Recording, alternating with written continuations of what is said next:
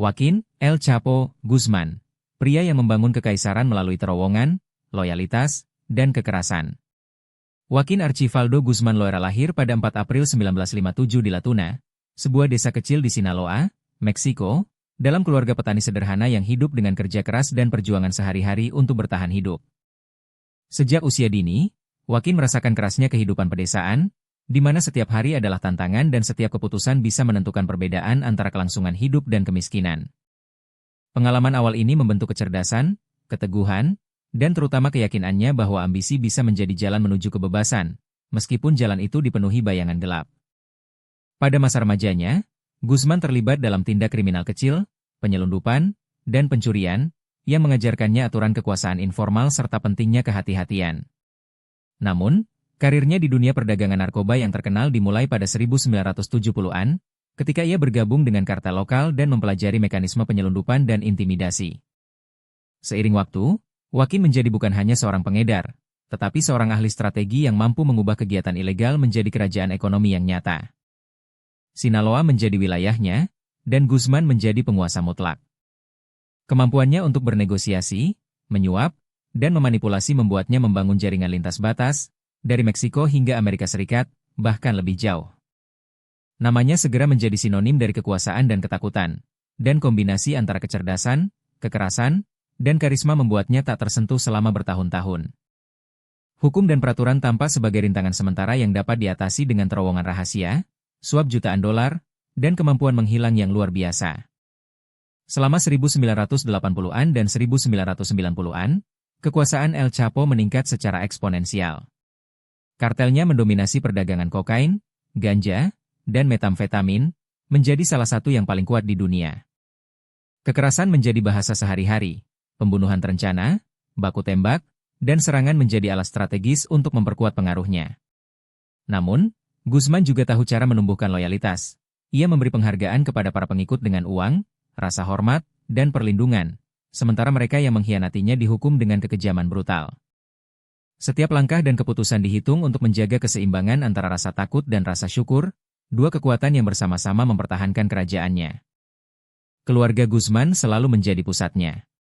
Berbeda dengan banyak musuhnya, Joaquín ingin melindungi istri dan anak-anaknya, memastikan bahwa kekerasan yang ia ciptakan tidak menyentuh rumahnya. Kontras antara kekerasan terhadap dunia luar dan pengabdian penuh kepada keluarga menciptakan sosok yang kontradiktif, mampu menimbulkan ketakutan sekaligus kekaguman diam-diam. Paradoks El Chapo terletak pada dualitas ini. Seorang pria yang membangun istana dan terowongan bawah tanah sekaligus mempertahankan keluarganya dengan dedikasi mutlak. Selama beberapa dekade, Guzman menantang negara dan hukum dengan keberanian yang hampir mistis. Ia melarikan diri dari penjara keamanan tinggi berkali-kali, menggunakan terowongan yang dibangun dengan presisi, seakan setiap pelarian adalah bagian dari rencana besar yang dirancang untuk menantang sejarah itu sendiri. Setiap pelarian memperkuat legendarinya, pria yang dapat mengelabui otoritas dan menghilang, meninggalkan namanya terpatri dalam ingatan kolektif. Namun, kehidupan El Chapo tak lepas dari konfrontasi yang tak terhindarkan. Aparat keamanan Meksiko dan dia meningkatkan operasi mereka, dan tekanan internasional menjadi sangat besar. Akhirnya, pada Januari 2016, Joaquín Guzman ditangkap dalam operasi yang direncanakan dengan matang. Penangkapannya bukan akhir dari mitosnya, justru memperkokoh posisinya dalam sejarah sebagai simbol ambisi, kecerdikan, dan kekerasan terorganisir. Meksiko, sebuah negara yang terbagi antara kekaguman, ketakutan, dan penolakan, mulai memproses warisan kontradiktif seorang pria yang menantang negara dan membentuk kembali ekonomi kriminal.